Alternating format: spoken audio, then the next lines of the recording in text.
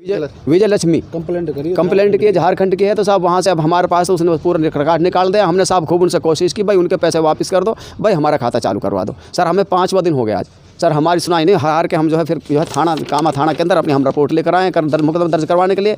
Sir इसलिए हम यहाँ से हमारा जो है हमारे साथ नाजायज़ काम हुआ है और हम इसमें जो नादोष हैं। सर नहीं मेरी गारंटी है। अब उससे बोला तो वो करा, जो तो पे हो जो कर ले, मैं नहीं करूँगा। हाँ धमकी दे रहा हमको, तो आप पे जो हो वो कर ले, कंप्लेंट कर, थाने जाके ही जा मेरी तरफ से।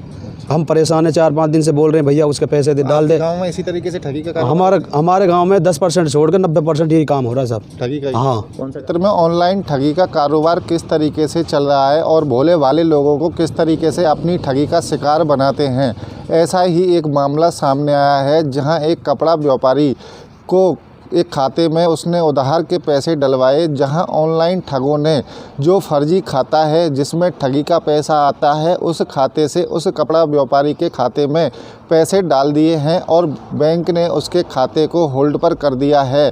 अब पीड़ित कपड़ा व्यापारी अपने पुत्र के साथ कामा थाने पर पहुंचा है और कामा थाना पुलिस को लिखित तहरीर देकर पूरे मामले से अवगत करा रहा है। क्या है पूरा मामला, जानते हैं कपड़ा व्यापारी से। जी क्या नाम है आपका?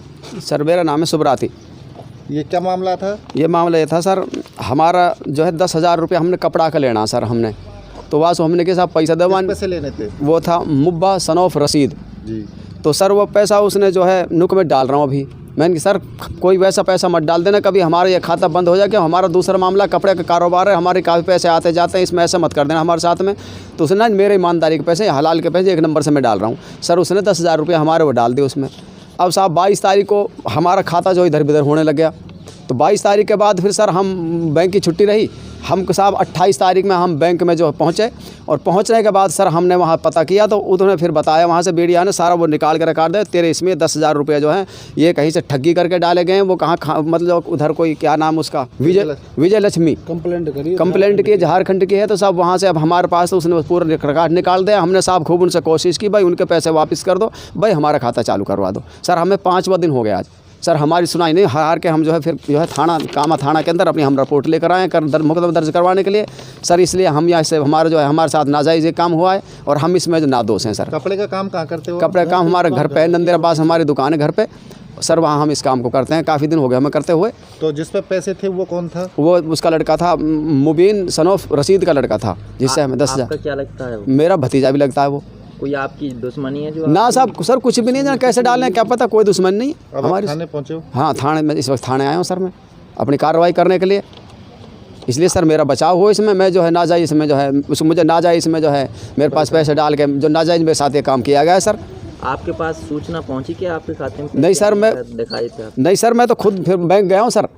जब पैसा वो काम करना छोड़ गया ना मेरा सब हमारा खाता सर, तो हम बैंक पहुँचे। जब बैंक वालों ने सर बैंक ने खाता बंद कर दिया पैसे ट्रांसफ़र होने के बाद? बंद कर दिया साहब, तो इसलिए फिर बैंक पहुँचा, फिर उसने पूरा रिकॉर्ड निकाल के दिया है हमको सर। इसलिए मैं यह था पीड़ित व्यक्ति जिसने बताया कि उसके खाते में गलत पैसा डाल दिया गया है, जिसके बाद बैंक ने उसके खाते को बंद कर दिया है। हमारे साथ उस पीड़ित का बेटा भी मौजूद है जिसके नाम से ये खाता संचालित है।